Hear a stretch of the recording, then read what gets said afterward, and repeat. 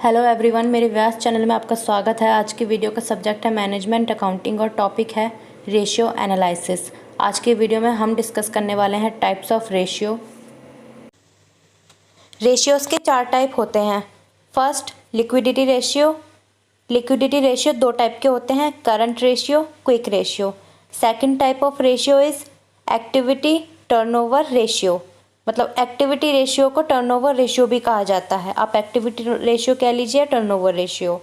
इसमें भी 4 टाइप के रेशियो आते हैं, inventory turnover ratio, debtor turnover ratio, creditor turnover ratio, working capital turnover ratio. Third, profitability ratio. Profitability ratio के 5 type होते हैं, gross profit ratio, net profit ratio, operating ratio, operating profit ratio, return on investment.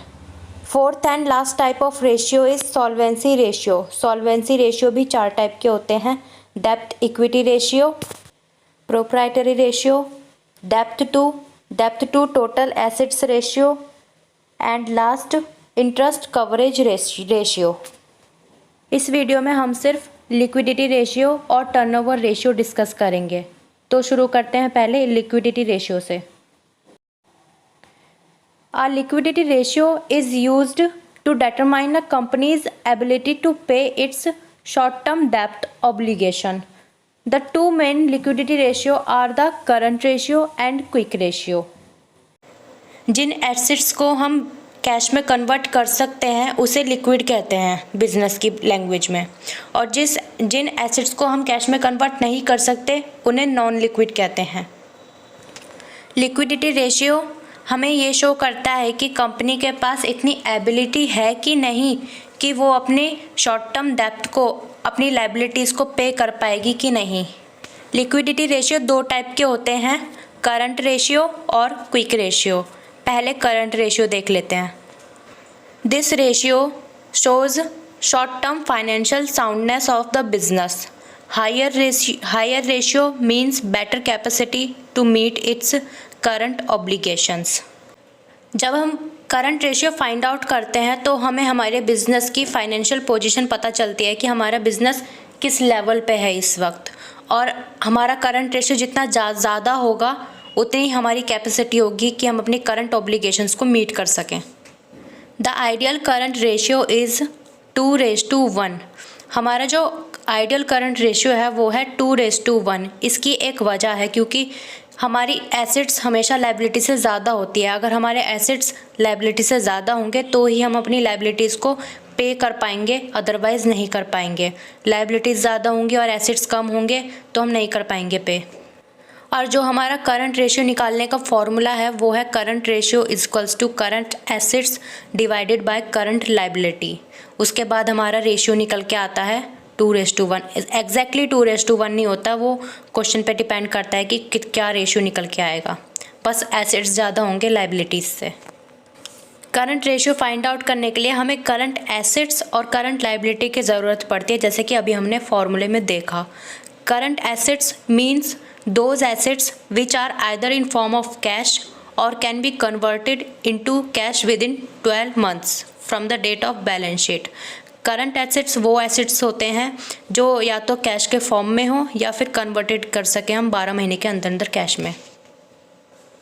It included cash in hand, cash at bank, debtors, stock, current और short term investment, prepaid expenses, assured income.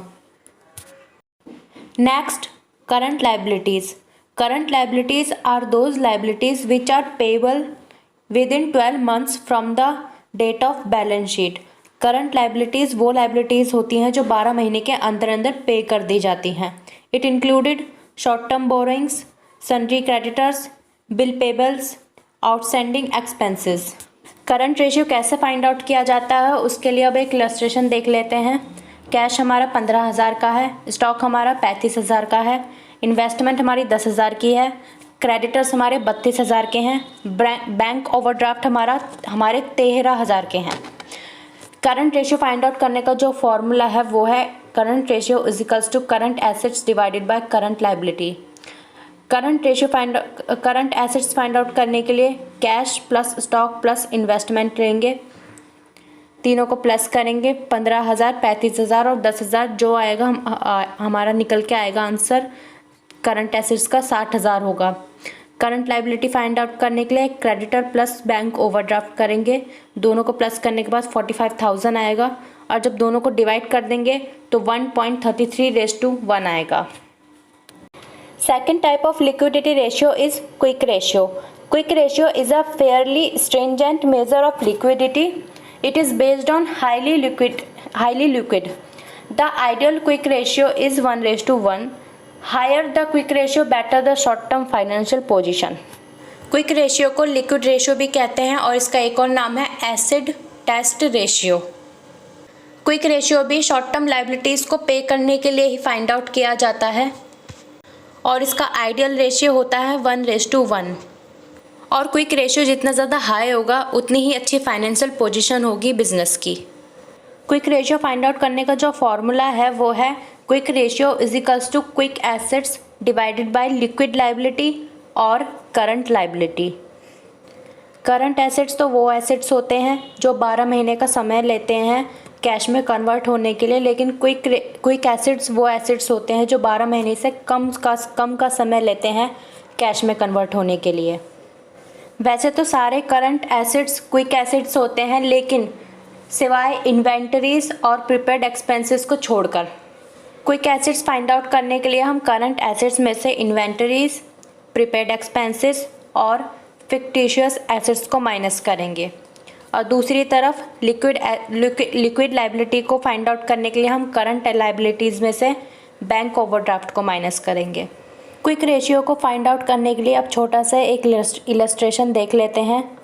Quick assets हमें 10 लाख का दिया है और current liability हमें 5 लाख की दी है और जो कि हमें दोनों डायरेक्टली दिए हुए हैं तो हम दोनों को डिवाइड कर देंगे, जिसके बाद रेशियो निकल के आएगा 2:1।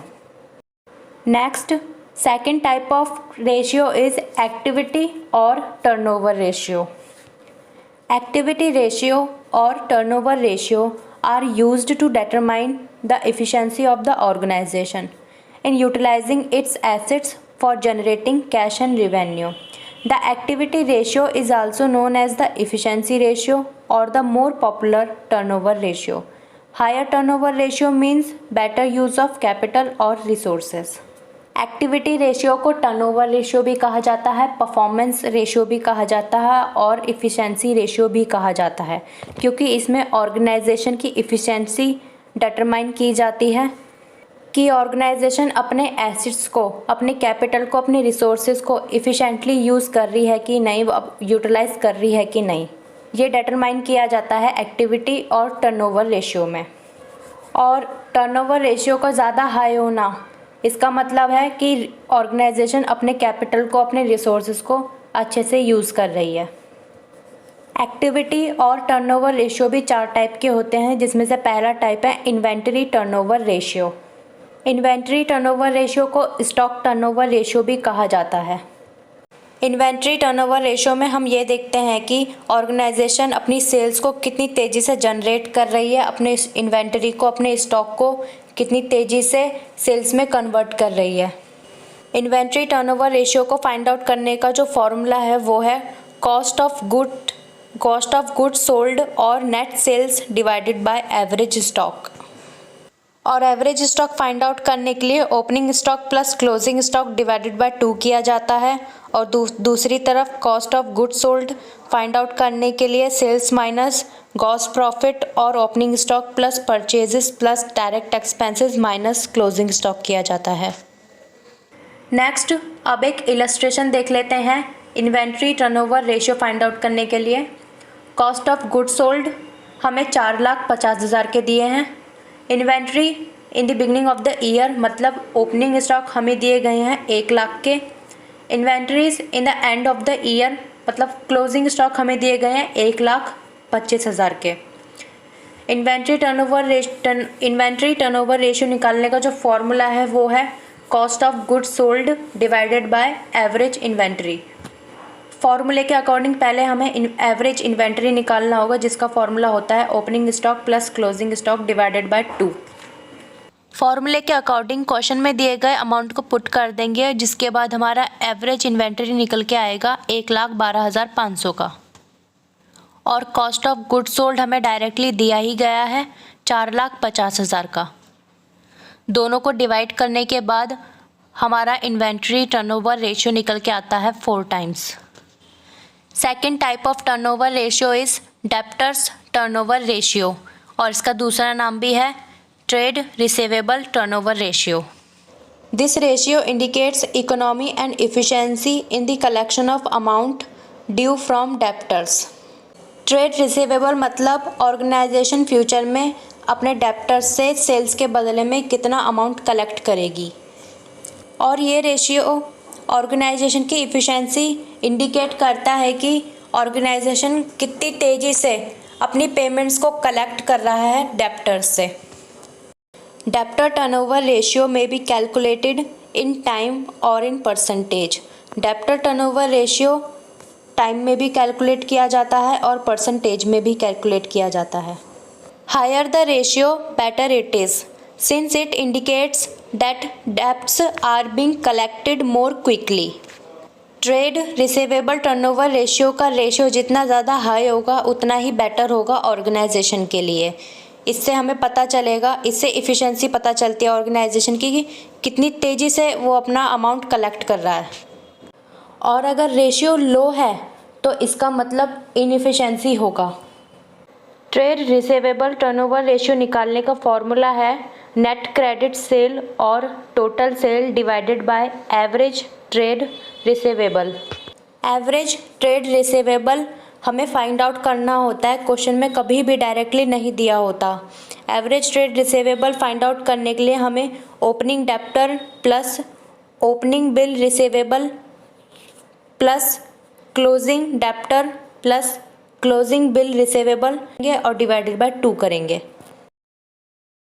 क्वेश्चन के अकॉर्डिंग हमें नेट क्रेडिट सेल भी फाइंड आउट करना होगा, जिसके लिए हम total sale minus cash sale minus sales return करेंगे। Average collection period, this ratio indicates the time within which the amount is collected from its receivables. This ratio may be calculated in days, weeks और months. Average collection period भी trade receivable turnover ratio का ही part है। Average collection period time को indicate करता है। इसमें हम time calculate करते हैं, वो टाइम जिसमें ऑर्गेनाइजेशन अपना अमाउंट कलेक्ट करेगी। और ये रेशियो डेज़ में भी कैलकुलेट किया जाता है, वीक्स में भी कैलकुलेट किया जाता है और मंथ्स में भी कैलकुलेट किया जाता है। इसको फाइंड आउट करने का जो फॉर्मूला है वो है average trade receivable divided by net credit cell into 365 days और 12 मंथ्स और 52 वीक्स। ओके, अब एक इलस्ट्रेशन देख लेते हैं जिसमें हम ट्रेड रिसीवेबल टर्नओवर रेशियो निकालेंगे। हमें नेट क्रेडिट सेल 6 लाख का दिया गया है, डेब्टर्स हमें 50,000 के दिए गए हैं, बिल रिसीवेबल हमारे 50,000 के हैं। डेब्टर टर्नओवर रेशियो या ट्रेड रिसीवेबल टर्नओवर रेशियो निकालने का फॉर्मूला है नेट क्रेडिट सेल्स और total sales divided by average trade receivable. Net credit sale हमें क्वेश्चन में डायरेक्टली दिया गया है, तो हमें पहले निकालना होगा फॉर्मूले के according average trade receivable. Average trade receivable निकालने का फॉर्मूला है debtor plus bill receivable. Debtor हमारा 50,000 का है और बिल रिसीवेबल भी हमारा 50,000 का है। दोनों को प्लस करेंगे तो 1 लाख निकल के आता है। डेब्टर टर्नओवर रेशियो निकालने के लिए फॉर्मूले के अकॉर्डिंग दोनों अमाउंट को पुट कर देंगे, जिसके बाद हमारा आंसर आएगा 6 टाइम्स। अब इसी क्वेश्चन के अकॉर्डिंग एवरेज कलेक्शन पीरियड भी निकालेंगे, जिसे निकालने का फॉर्मूला है average trade receivable divided by net credit sales into 365 days और 12 मंथ्स और 52 वीक्स। फॉर्मूले के अकॉर्डिंग अमाउंट को पुट करेंगे। हमारा एवरेज ट्रेड रिसीवेबल आया था 1 लाख का और नेट क्रेडिट सेल्स था 6 लाख का। दोनों को डिवाइड करेंगे और इनटू करेंगे 12 से, जिसके बाद हमारा आंसर निकल के आएगा 2 मंथ्स, और अगर डेज़ के अकॉर्डिंग निकालेंगे तो 61 डेज़ आएगा आंसर।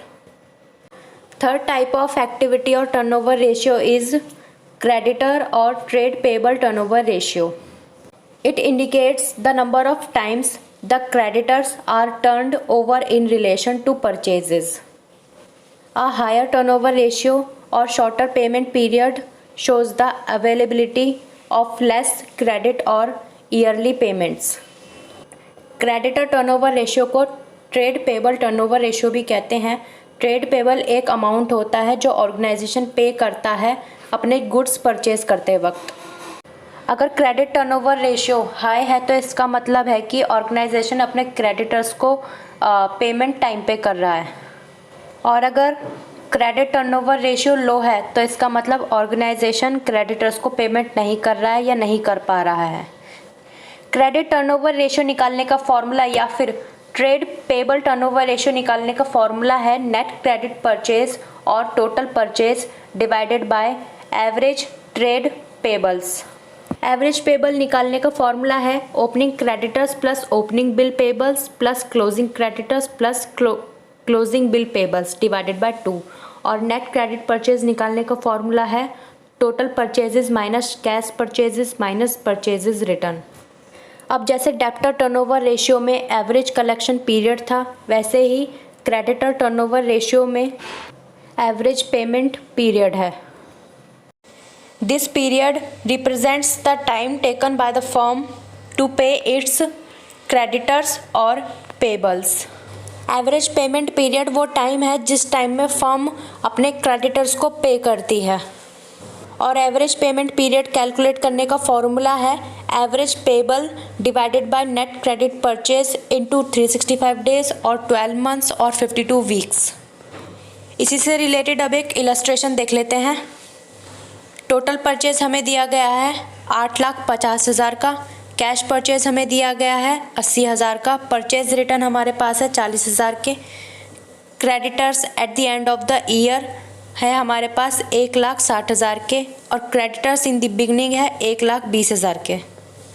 अब इसी से हम निकालेंगे क्रेडिटर टर्नओवर रेशियो, जिसे निकालने का फॉर्मूला है नेट क्रेडिट परचेज और total purchase divided by average trade pebbles. Creditor turnover ratio को निकालने से पहले फॉर्मूले के अकॉर्डिंग हमें सबसे पहले नेट क्रेडिट परचेज और एवरेज ट्रेड पेबल निकालना होगा। नेट क्रेडिट परचेज निकालने का फॉर्मूला है total purchase minus cash purchase minus purchase return. Total purchase हमारा 8,50,000 का है, कैश परचेज हमारा 80,000 का है और परचेज रिटर्न हमारा 40,000 का है। ये तीनों ही हमें क्वेश्चन में डायरेक्टली दिए गए हैं, तो हम तीनों को माइनस कर देंगे और हमारा नेट क्रेडिट परचेज निकल के आएगा 7,30,000 का। इसके बाद हम निकालेंगे एवरेज ट्रेड पेबल, जिसे निकालने का फॉर्मूला है opening trade payable plus closing trade payable divided by 2। Opening trade payable हमारा 1,20,000 का है और क्लोजिंग ट्रेड पेबल हमारा 1,60,000 का है। दोनों को प्लस करेंगे और डिवाइडेड बाय 2 करेंगे, जिसके बाद हमारा एवरेज ट्रेड पेबल निकल के आएगा 1,40,000 का। क्रेडिटर टर्नओवर रेशियो निकालने के लिए नेट क्रेडिट परचेज जो कि हमारी 7,30,000 की थी डिवाइड कर देंगे एवरेज ट्रेड पेबल से जो कि हमारा 1,40,000 का है, जिसके बाद हमारा क्रेडिटर टर्नओवर रेशियो निकल के आएगा 5.21 टाइम्स। इसके बाद हम एवरेज पेमेंट पीरियड निकालेंगे जो कि क्रेडिटर टर्नओवर रेशियो का ही पार्ट है। एवरेज पेमेंट पीरियड निकालने के लिए average payable divided by net credit purchase करेंगे, इंटू करेंगे 365 डेज से या फिर 12 मंथ से या फिर 52 वीक्स से। एवरेज पेबल और नेट क्रेडिट परचेज दोनों ही अमाउंट हमारे पास हैं। एवरेज पेबल हमारा 1,40,000 है और नेट क्रेडिट परचेज हमारा 7,30,000 है। दोनों को डिवाइड करेंगे और इंटू करेंगे 365 डेज से, जो कि हम डेज के अकॉर्डिंग निकाल रहे हैं, तो इंटू करेंगे हम 365 डेज से, जिसके बाद हमारा एवरेज पेमेंट पीरियड निकल के आएगा 70 डेज का, 70 डेज का। Fourth and last type of activity और turnover ratio is working capital turnover ratio. Organisation में दिन प्रतिदिन के कामों के लिए जो लागत लगती है, जो पैसे लगते हैं, उसे वर्किंग कैपिटल कहते हैं। This ratio reveals the efficiency with which working capital has been utilised by a concern. The higher ratio indicates efficient use of working capital in the concern, while a low working capital turnover ratio indicates underutilization of working capital in the concern. ये ratio organisation की efficiency बताता है कि organisation अपने working capital को कितने अच्छे तरीके से यूटिलाइज कर रहा है सेल्स करने के लिए। और अगर working capital turnover ratio high है तो इसका मतलब ये है कि ऑर्गेनाइजेशन अच्छे से यूटिलाइज़ कर रहा है अपनी वर्किंग कैपिटल को, और अगर लो है तो इसका मतलब है कि वो यूटिलाइज़ नहीं कर रहा है, जो कि अच्छा साइन नहीं है ऑर्गेनाइजेशन के लिए।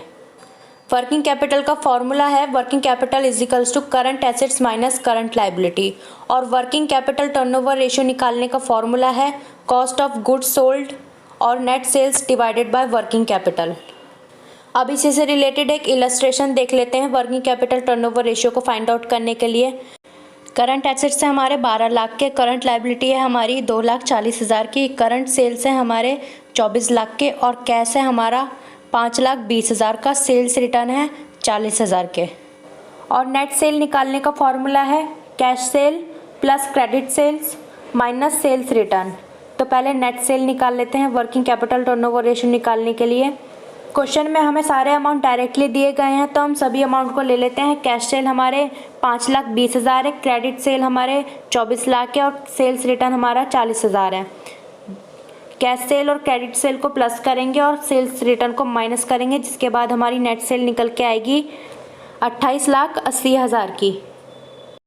वर्किंग कैपिटल का formula current assets minus current liability.